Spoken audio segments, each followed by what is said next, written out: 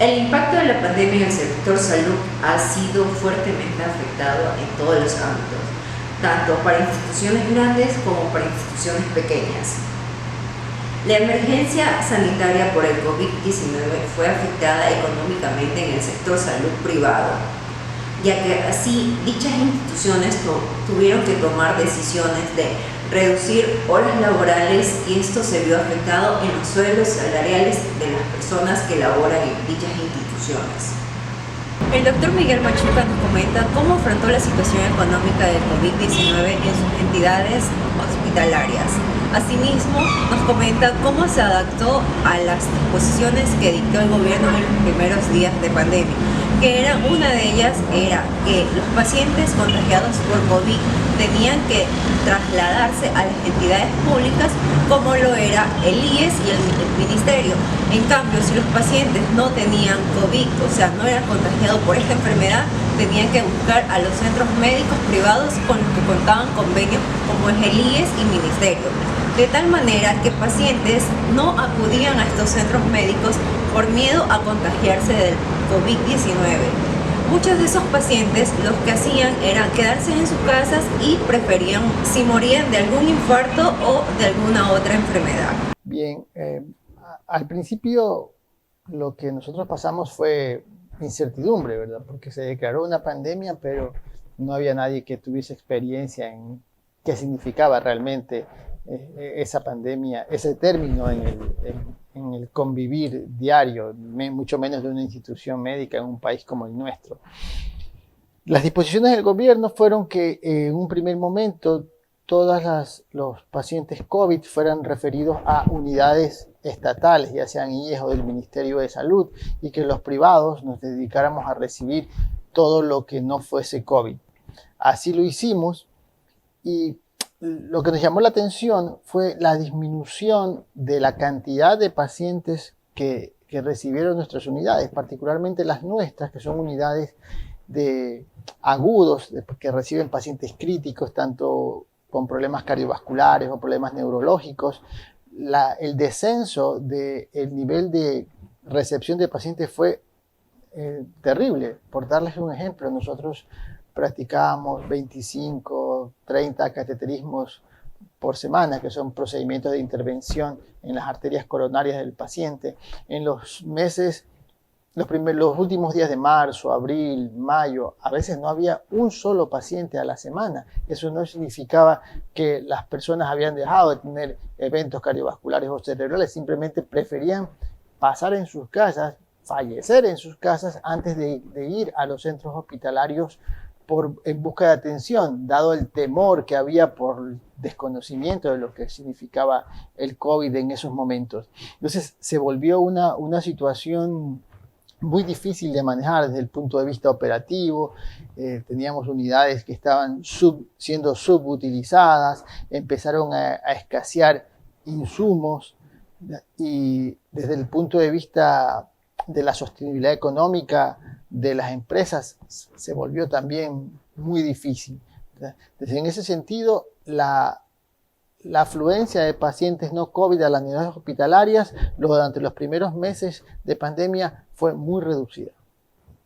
El doctor también nos comenta sobre la escasez y los altos costos en lo que es insumos y medicinas. Por ejemplo, en los primeros meses de pandemia, las mascarillas, guantes, alcohol tenían un costo muy elevado a lo que era antes de la pandemia. Por ejemplo, si una caja de mascarillas quirúrgicas costaba el valor de $5 antes de la pandemia, durante la pandemia y hasta hace algún tiempo atrás costaron hasta $35 una caja de mascarillas quirúrgicas. Sí, por supuesto. Lo que primero empezó a escasear son los elementos de aseo personal. Alcohol, el valor de los guantes, de las mascarillas se llegó a multiplicar por 5, por 10 o a veces hasta por más veces su valor habitual. Empezaron a escasear antibióticos.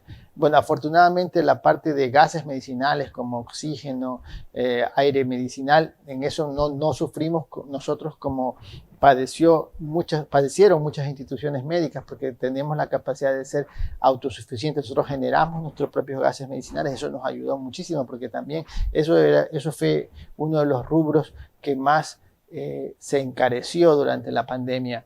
Y sigue pasando. Todavía hay insumos que no alcanzan el valor comercial de prepandemia, ¿verdad? Afortunadamente la disponibilidad también ya es mayor, pero eso era otro. Llegaba un momento en que usted no conseguía un determinado insumo a ningún precio.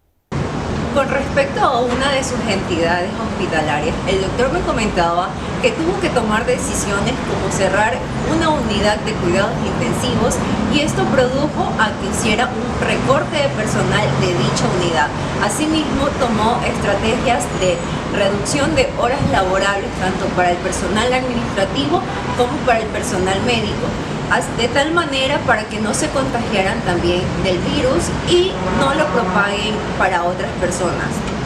Sí, tuvimos que adaptarnos. Y realmente tratamos de imaginarnos cuál sería la mejor forma para poder seguir trabajando, ¿verdad? Y debido a que bajó la necesidad de nuestros servicios, bajó la demanda de nuestros servicios, lo primero que hicimos fue tratar de eliminar las unidades que estaban siendo subutilizadas o por lo menos temporalmente cerrarlas. Cerramos nosotros en nuestro centro hospitalario en Manta, tenemos 4 unidades de terapia intensiva, cerramos una, la otra la dejamos para pacientes en el eventual caso de que hubiese COVID dentro de nuestro círculo laboral o familiar. Nos preparamos para nosotros y trabajamos solo con 2 unidades para el público que muchas veces pasaban vacías. Entonces, sí hubo una reducción de ese personal de aquella unidad que cerramos. En cuanto al personal médico y administrativo, también hubo una reducción en el sentido de que por motivos de precautelar los contagios cruzados, ¿verdad? Decidimos que cualquier persona, cualquier miembro de nuestro staff que trabajase en 2 lugares, o sea, uno público, en alguna unidad COVID, ¿verdad?, dejara de trabajar con nosotros por un tiempo. En cuanto al personal administrativo, los primeros 15 días, 30 días, hicimos que, siguiendo la ley, que hicieran teletrabajo, ¿verdad? Y después, ya más o menos a mediados de abril, empezamos a reactivarnos, pero con un horario disminuido, ya que también había reducción en la movilidad. Entonces el personal no tenía cómo desplazarse hacia las distintas, hacia sus residencias, ¿no? Entonces, sí, redujimos eso. Nunca tuvimos que reducir los salarios, más allá de que sí lo consideramos en algún momento, pero hicimos todos los esfuerzos para tratar de mantener los salarios en los valores normales.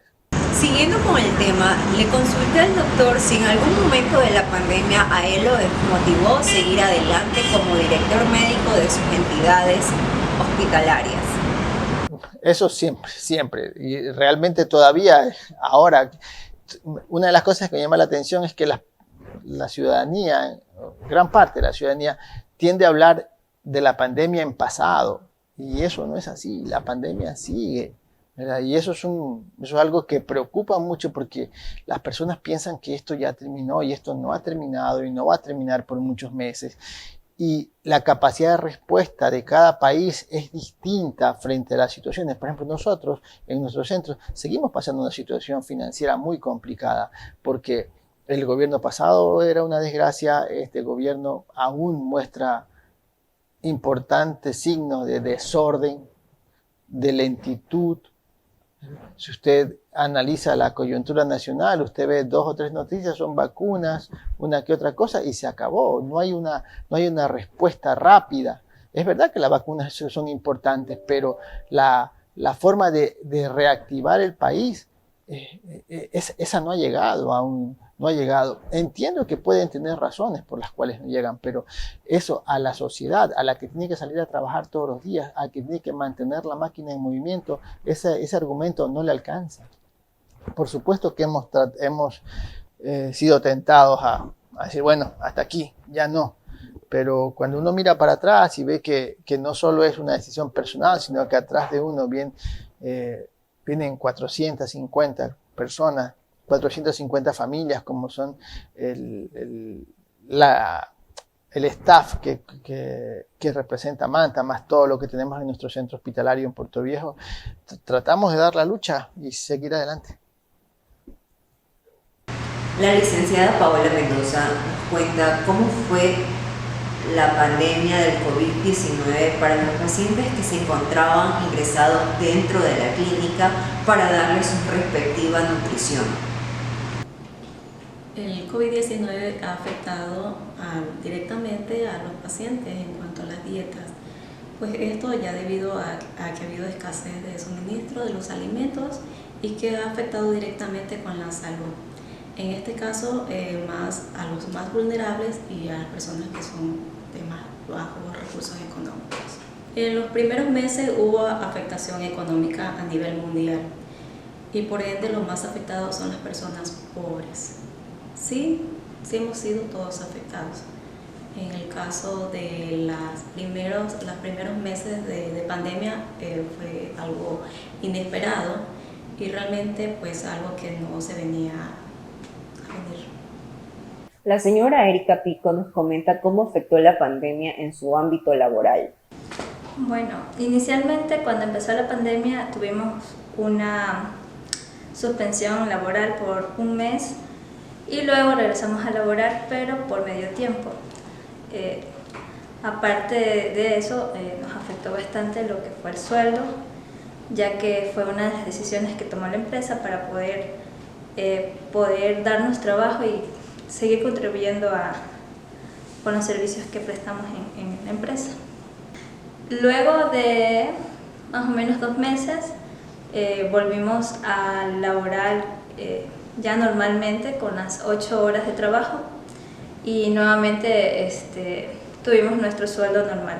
La doctora Geraldine Ropero nos comenta cómo afectó económicamente esta etapa del COVID-19 dentro de su familia. Tuvimos que hacer muchas modificaciones en mi familia. Siempre hay que pensar en qué es necesidad y qué es un lujo. En nuestra familia tuvimos que evitar los lujos, solamente enfocarnos en lo que era la parte de la necesidad. En mi experiencia fue durante el embarazo, hubo muchas cosas que no pudimos hacer, no pudimos salir, hacer baby shower, lo que normalmente uno hace durante el embarazo, sino sencillamente enfocarnos en lo que era la salud, tener siempre dinero ahorrado por alguna emergencia, más en estos tiempos en que no sabíamos si podíamos contagiarnos o no. Entonces tuvimos que mantenernos en casa, ahorrando lo mayor posible y siempre decir, esto es una necesidad, vamos a guardar para esto y esto sí es un lujo. Tuvimos que hacer recortes desde todos los puntos de vista. Durante la pandemia estuve embarazada, no pude trabajar la mayoría del tiempo en que estuvo la pandemia como tal, debido a que tuve embarazo de alto riesgo y tuve que quedarme en casa, no solamente por el hecho de que era persona vulnerable, sino también por mi embarazo. Entonces, obviamente afectó lo que era la parte economía, la economía en mi familia, porque ya no aportaba el 100% que aportaba anteriormente, sino que tenía que aportar menos y tenía un bebé en camino. Entonces, lo que ingresaba era netamente para los cuidados de salud por mi embarazo y lo que era la llegada del bebé.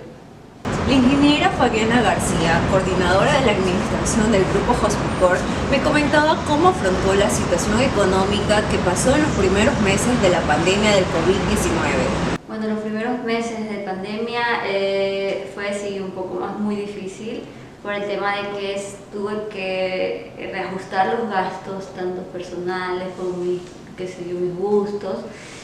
Tuve que cambiarme de departamento un poco más económico porque yo pago arriendo acá, para poder equilibrar tanto mis gastos con mi sueldo que percibía como quiera en ese entonces. O sea, sí se hizo un poco más complicado durante los primeros meses de pandemia. Los primeros meses de pandemia de COVID fue una situación muy difícil, ¿sí? Porque me tocó hacer un reajuste en lo que es los gastos personales y los gastos que tenía de alimentación y demás gastos. También, por ejemplo, de gastos de arriendo, me tocó cambiarme a un departamento más económico que pueda solventar con el ingreso mensual que yo percibía en ese entonces. Entonces sí, afectó y fue un poco difícil los primeros meses de pandemia. Respecto a esos reajustes, fueron porque también hubieron cambios cuanto a remuneración salarial dentro de tu trabajo. Exacto, sí. Hubo un reajuste de horas laborales y de sueldo a percibir como quiera en sí. En esos tiempos era difícil conseguir insumos médicos, medicinas, el costo de las mascarillas eran altos. Sí, porque los costos subieron excesivamente a comparación como estamos actualmente, que una caja de mascarilla está a costo de $2, mientras que estaban hasta $15, $16, mascarillas descartables que utilizamos diario. Algunas instituciones privadas cuentan con convenios con IES y con ministerio. En los primeros 4 meses del impacto de la pandemia, muchos de estos centros hospitalarios tuvieron que cerrarle las puertas a dichas instituciones por falta de pagos. Una, por falta de pagos. 2, porque los pacientes en ese entonces eran de mayor impacto con COVID-19. Obviamente por motivos de que estas instituciones no podían recibir a estos pacientes porque no estaban preparados al 100% por la pandemia del COVID.